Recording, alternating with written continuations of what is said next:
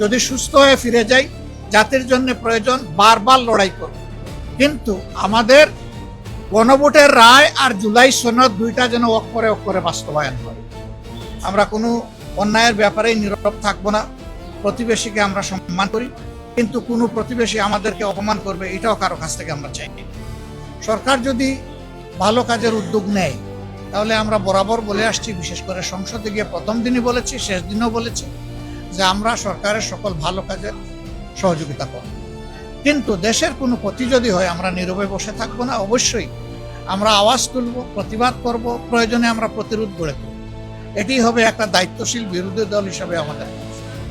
তা আমরা একটা জিনিস লক্ষ্য করেছি যে জাপান বাংলাদেশকে নিয়ে অনেক চিন্তা করে। তারা একটা কথা বলেছে যে বর্তমান সংসদটা অতীতের গতানুগতিক সংসদের একটু ব্যতিক্রম আমাদের কাছে মনে হচ্ছে। তোমরা যেমন একদিকে প্রতিবাদ করছো, আরেকদিকে তোমরা সহযোগিতাও করছো। এইভাবে যদি তোমরা তোমাদের দেশকে ভালোবাসো, তাহলে আমরাও তোমাদের প্রতি ভালোবাসা বাড়িয়ে দেব। এটা কিন্তু তাদের একটা অত্যন্ত মজবুত বার্তা এই দেশ এবং জনগণের জন্য। আপনারা দোয়া করবেন এখানে। হ্যাঁ, ইয়েস, আমরা তাদের সাথে আলোচনায় তারা কি কি করতে পারে অনেক বিষয় নিয়েই তাদের সাথে আলোচনা হয়েছে। এর মধ্যে একটা বিষয় ছিল, আমাদের দেশে আপনারা জানেন যে বিপুল সংখ্যক ক্যান্সারের রোগী আছে। তাদেরকে বাংলাদেশে আমরা ভালো চিকিৎসার ব্যবস্থা এখনো করতে পারিনি।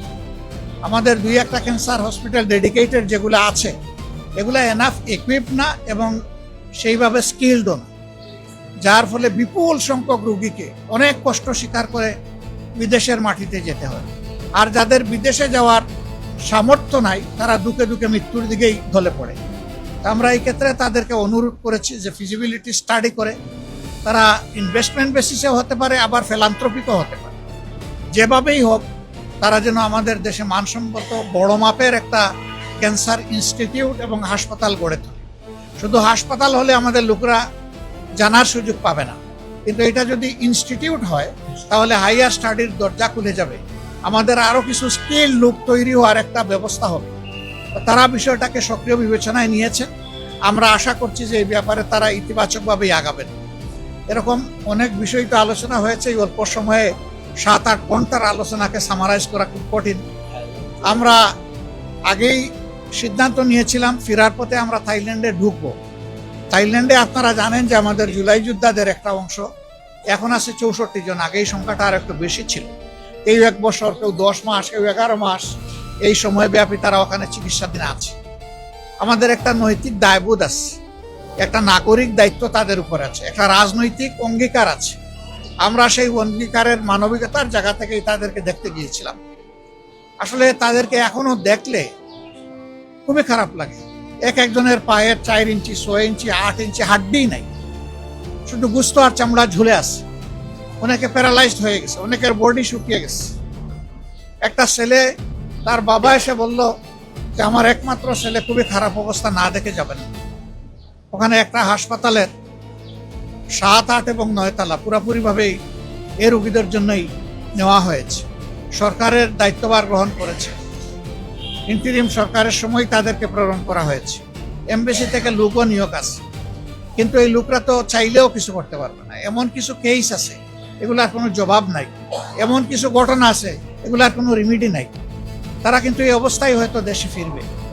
এর মাঝে একজন, সে বলল যে 1 সপ্তাহের ভিতরে আমার এই পাটা কেটে ফেলবে। একেবারে ক্লাস 9-এর ছেলে বলেই সে কেটে দিল। কিছু করার নাই। আমরা তাদেরকে শুধু সান্ত্বনা দিতে গিয়েছিলাম, তাদের কষ্ট আমরা ভাগাভাগি করতে গিয়েছিলাম, তাদেরকে এবং তাদের আত্মীয় স্বজনকে আমরা সান্ত্বনা দিতে গিয়েছিলাম। আমরা মনে করি রাষ্ট্রের অনেক দায় আছে। তাদের চিকিৎসা এবং পরবর্তী পর্যায়ে তাদের কাউন্সিলিংয়ের জন্য সরকারকে উদ্যোগ নিতে হবে, সাইকোথেরাপি দিতে হবে। শুধু যে আহত হয়েছে তাকে না, গোটা পরিবার ট্রমাটাইজড, গোটা পরিবারকেই সাইকোথেরাপি দেওয়া লাগে। অনেকে এখনো ঘুমাইতে পারে না, সারা রাত সারাদিন সজাগ, ছটফট করে বিছনার মধ্যে। আমরা সেই দেশের যারা চিকিৎসা সেবায় নিয়োজিত তাদের সাথে কথা বলেছি, তাদেরকে আমরা খুবই আন্তরিক পেয়েছি। আমরা অনুরোধ করেছি যে তাদের সবটুকু দিয়ে যেন আমাদের এই কষ্টে থাকা লোকগুলোকে তারা সেবা দেন।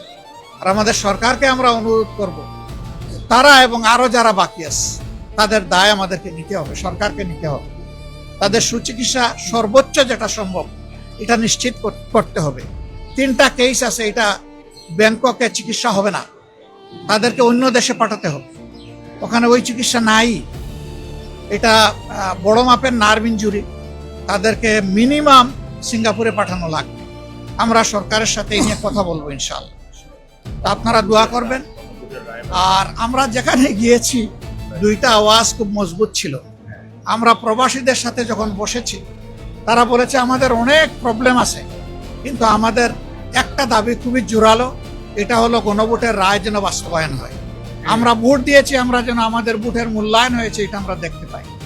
আর এদেরকে যখন দেখতে গেলাম আজকে, আহতদেরকে, পঙ্গুদেরকে, এরা গলায় জড়াইয়ে ধরে বলল যদি সুস্থ হয়ে ফিরে যাই জাতির জন্য প্রয়োজন বারবার লড়াই করব, কিন্তু আমাদের গণভোটের রায় আর জুলাই সনদ 2টা যেন অক্ষরে বাস্তবায়ন হয়।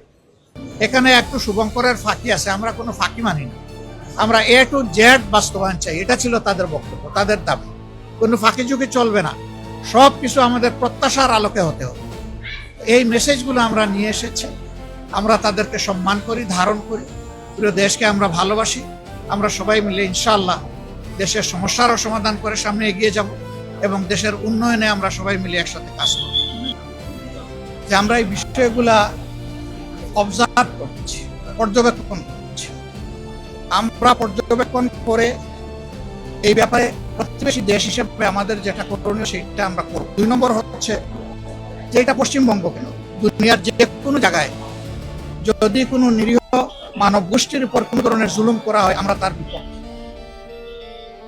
এটা যদি এমনও হয় যে এমন কোনো দেশ আছে, গোষ্ঠী আছে যাদেরকে আমরা ভালোবাসি, তারা আমাদের ক্ষতি করেছে কিন্তু এখন তারা মুসলিম, এই মজলুম যেখানে গেছে আমরা মুসলিমের পক্ষে, এটাই আমাদের অবস্থা পরিষ্কার। 2 নম্বর হচ্ছে ইসলাম ধর্মকে সেখানে আইডেন্টিফাই আলাদা করা হবে কেন? তাদের দেশের তো সংবিধান হলো ধর্মনিরপেক্ষ সংবিধান। সেই দেশের সকল ধর্মের মানুষের তার ধর্মীয় অধিকার, তার নাগরিক অধিকার ভোগ করার পূর্ণ এখতিয়ার আছে। আমরা ইন্ডিয়া সরকারের প্রতি অনুরোধ জানাবো বিশেষ কোনো ধর্ম, বর্ণ কিংবা গোত্রকে যেন টার্গেট করে কারো কোনো ক্ষতি সাধন করা না, আমরা এটা তাদের প্রতি আহ্বান জানাবো। আর পুশিনের যে বিষয়টা বলেছেন এটা আরো যাচাই বাছাই করে যদি সেই রকম কোনো বিষয় আমাদের সামনে আসে আমাদের ভূমিকা আপনারা দেখবেন ইনশাআল্লাহ। আমরা কোনো অন্যায়ের ব্যাপারে নীরব থাকবো না। প্রতিবেশীকে আমরা সম্মান করি, কিন্তু কোনো প্রতিবেশী আমাদেরকে অপমান করবে এটাও কারো কাছ থেকে আমরা চাই। সংসদ তো 1 মাস পরে হবে, এখন কি বসে থাকবো আমরা?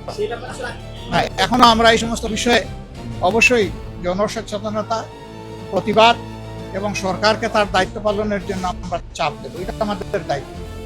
সরকার এখন বেশি পলিটিসাইজ হয়ে গেছে, এখন পলিটিক্যাল জায়গাগুলো দখল করার কাছে ব্যস্ত থাকলে তো এই সময় হবে না। এই সময় দেশের মানুষের নিরাপত্তাকে আগে নিশ্চিত করতে হবে। আমরা সরকারের প্রতি আহ্বান জানাবো, এখানে হলো 5 জন, তারপরে আরো কোন জায়গায় জানি এটা বোধহয় ইয়েতে এই নোয়াগাঁয় হলো 4 জন, চিটাঙ্গের 3 জন, সব গোলাঘাটা। এগুলা কি, কারা কারা এগুলা করে পালিয়ে যায়, কোথায় যায়, কার লোক, কে শেল্টার দেয়, এগুলো অবশ্যই খুঁজে বের করতে হবে। এগুলো না ফেসবুকে মানে যুদ্ধ চালাইলে তো হবে না, ফেসবুকের যুদ্ধ বাদ দিয়ে কালপিটদের বিরুদ্ধে এখন যুদ্ধে নামতে হবে সব, সেটাই আমরা চাই। ধন্যবাদ ভাই আপনাদেরকে।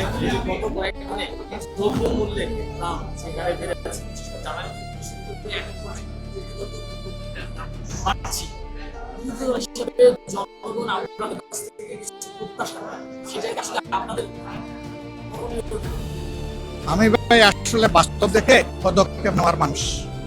আমি মানে এখানে নেমেই নিয়োগ করেছি, সম্ভব হলে আজকে ঢুকবো, না হলে কালকে ঢুকবো। আমি যাব পাইকারি বাজারে, আমি যাব খুচরা বাজারে, আমি যাব যেখান থেকে মালগুলো আসে, এটা 200 মাইল দূরে হলে ওখানেও যাব। ওখানে উৎপাদন স্থলে এটার দাম, এখানে আসার পরে পাইকারি মার্কেটে করবো, তারপরে খুচরা মার্কেটে।